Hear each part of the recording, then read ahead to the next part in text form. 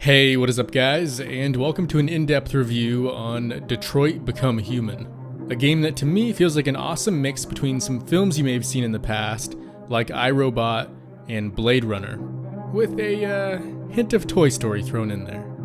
Overall, it is a very gripping experience that is full of meaningful choices that actually matter, and it does a great job at presenting the player with that age-old question of what it means to be human. It's no doubt a pretty unique endeavor when it comes to video games, but it's also something that's not going to be for everyone. So to figure out whether or not this one's for you, let's start by diving into the visuals.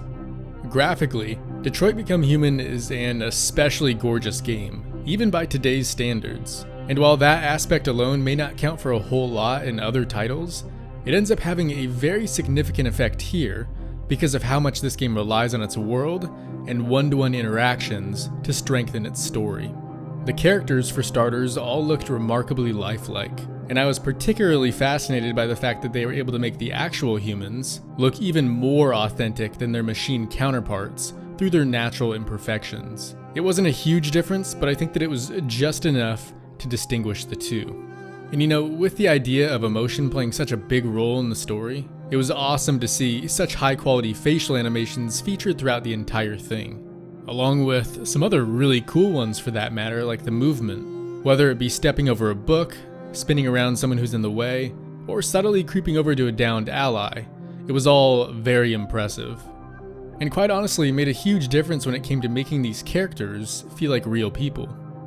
Now visually, my favorite thing about this game is by far its world.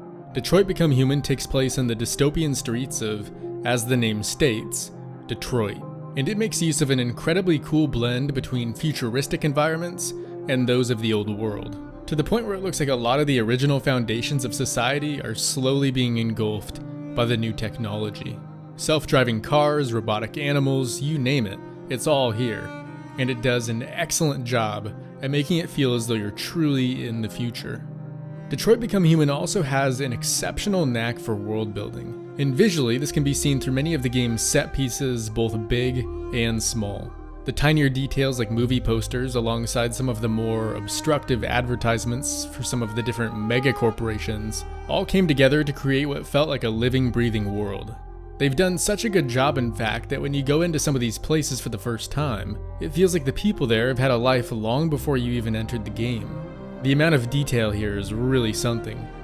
I mean, they even have dirty footprints going through the carpet. Seriously, how often do you see that? Another thing worth mentioning is the atmosphere. With the game's story leaning so heavily on dark and emotional moments, it only makes sense that the look and feel of Detroit follows close behind. And thanks to the game's phenomenal lighting and weather systems, it definitely does, especially in those darker areas. And this game hands down has some of the best reflections I've ever seen. So whether you find yourself out on the empty streets or in the heart of a crime scene, expect to be in for a real treat.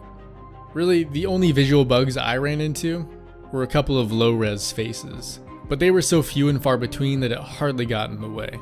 So now, with the visuals covered, let's move on to the gameplay. In my eyes, Detroit: Become Human isn't necessarily a great game as much as it is a great experience. It's very much lacking any sort of traditional gameplay, but what it lacks in that department, it makes up for in many others. Specifically with regards to the dialogue and decision making, this game has an absolute ton of it. And unlike other titles, Detroit: Become Human does not just give you the illusion of choice. What you do actually matters, and it can end up having an effect on both current and future events. It's not always a matter of life and death, but the game has a nice tendency of making every decision feel like it has some real weight behind it. And you'll oftentimes have to ask yourself questions like, do you continue the chase and leave your partner behind, or stop to help him but risk losing your target? There's so much variation here that you could easily do multiple playthroughs and continue to see something new every time. And overall, that level of deviation holds true for each one of the 3 playable characters. Speaking of which, you have the caretaker, Marcus, the maid, Kara, and my personal favorite, the detective, Connor, who I would say offers the more unique gameplay out of the bunch, as it's with him that you'll be doing most of the investigative work, which I gotta say turned out surprisingly well, and ended up feeling like a really interesting mix between Batman in Blade Runner. Not to mention, how much you choose to investigate and pay attention throughout your time with Detroit can make a substantial difference in the way things play out. Not just with Connor, but with the other two as well. And to go along with that, throughout the world there is an absolute ton of different stuff that you can interact with. In some cases it might be as simple as a picture that you can look at, but in others it could be as significant as a weapon that may very well save your ass later on. It's one of the things that, despite the lack of traditional gameplay, allows you to feel like you still have some level of control with regards to how things play out. And I will say, even though this was far from being an action-focused game, the QuickTime events actually served as a decent source of tension. Now, I've never really been a fan of these, but this was hands down the best I've seen them done. Thanks to the PS4 controller, they always played out in a way that felt very natural.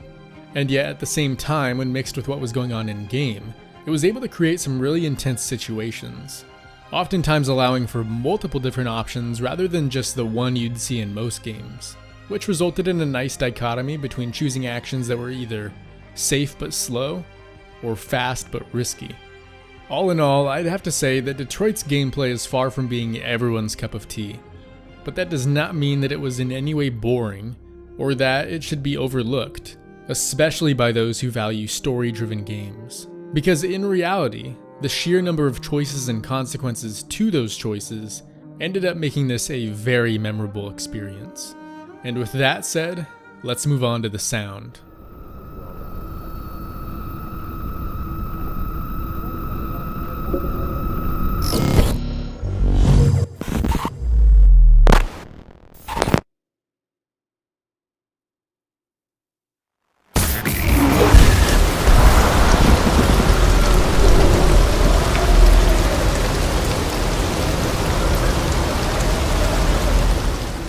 Detroit Become Human features some incredible sound design, whether it be the music, the voice acting, or even just the simple sounds heard throughout the streets of Detroit.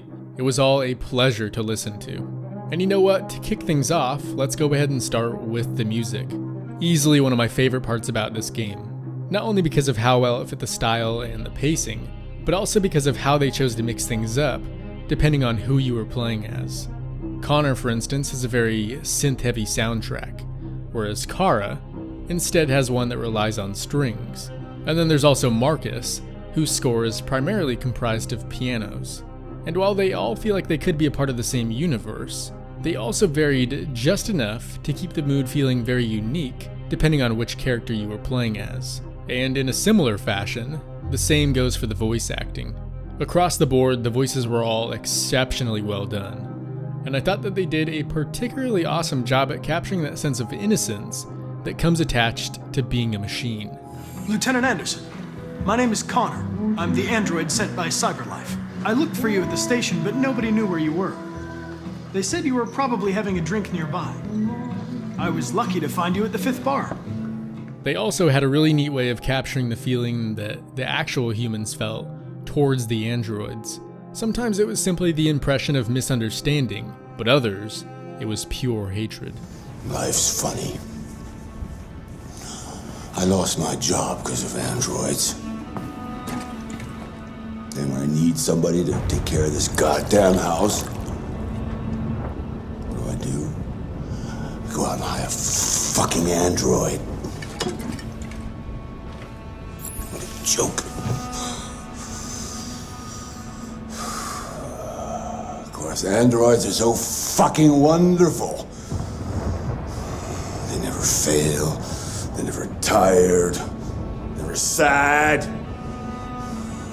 They're so fucking perfect, they ruined my fucking life! And then along with that, came androids who, through the power of great voice acting, you could sense the fear that had come from years of being mistreated by those same humans. You have nothing to worry about. We're not going to do you any harm. You have my word. You must excuse Ralph. Ralph still finds it difficult to control himself. Sometimes his fear makes him do things he regrets. Ralph has seen some hard times. He's just so scared the humans will get him again. Whatever the case was, the phenomenal voice work played a huge role when it came to strengthening the amount of emotion felt throughout the story. And I think the quality of voice acting above all else is what allows for this to feel like such a believable experience the whole way through. Detroit Become Human also pulls off an astonishing sense of atmosphere sound-wise as well, with a real talent for mixing sounds of the city like a passing monorail, with other elements such as the weather, to create some incredibly detailed and layered soundscapes. It's again another key factor that plays into making the area around Detroit feel like a living, breathing world. As a package, Detroit Become Human features some of the best audio I've heard in any game, period. And I think that counts for a lot when you're dealing with a game of this nature, that takes place in such an interesting setting, and deals with so many grim and challenging moments. With that said, and without mentioning any spoilers, let's move on to our final category, where we'll be discussing both the story and the world of Detroit Become Human.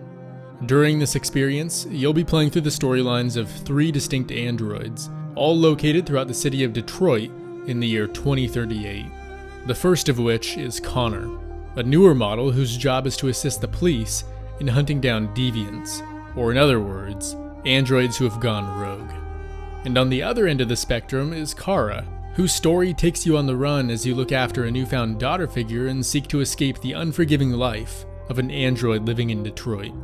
And of course, to finish things off, we have Marcus, another deviant like Kara, but where her story was very close-knit and personal, Marcus's takes on a much larger scope, as it's with him that you'll be leading the Android Rebellion.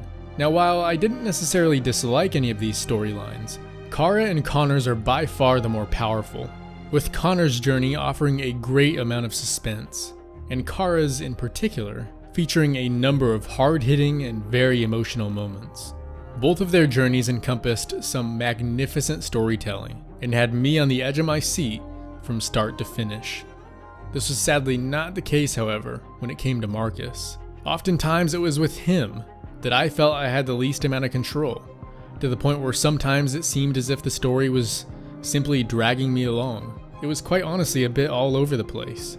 And while together the 3 offered a very diverse array of motives I could get behind, Marcus's was one that never really made sense to me, considering how his story started off and how well he had been treated.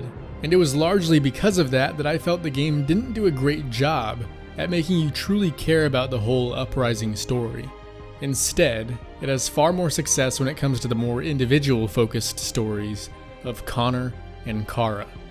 So that pretty much covers the narrative part of things, but creating a great story in a game like this often requires some worthwhile world building, and Detroit Become Human does that. There are an absolute ton of things going on in the world of Detroit that do a great job at representing the magnitude of the imbalance between man and machine. And through this, the game not only makes you care about the androids and feel for what they're going through, it also makes it easier to sympathize with the humans, many of which have lost jobs to the androids and are actually much worse off because of them. It's a very fine line to walk, especially in a story where all of the playable characters are androids, but this game walks it well, and the whole thing is far better off because of it. Even smaller details like the little articles you can pick up and read offered a large amount of insight into the world of Detroit, as you'll end up learning about things like android zoos, and how more humans prefer sex with androids than they do with each other. And this again does a number for the story as you come in contact with some of those things you've read about, like an android brothel or the different mechanical animals. Overall, this is absolutely a story worth playing, and thanks to its world building and many branching paths, it's also a story that can be worth experiencing more than once. And with that said, it's time to give this game a final rating. And for me, that's going to be a very strong 8 out of 10. The game featured some masterful storytelling, an especially cool setting, and most importantly of all, choices that mattered. But due to the very story-focused nature of Detroit, I don't think this is a game for everyone. However, if you are a fan of films like Blade Runner, enjoy story-driven games, and value player choice, then Detroit Become Human is definitely worth a buy, and something that I believe you'll truly enjoy. But anyways guys, that's gonna wrap things up for this review, so hopefully you enjoyed the video, and as always, I will see you in the next one.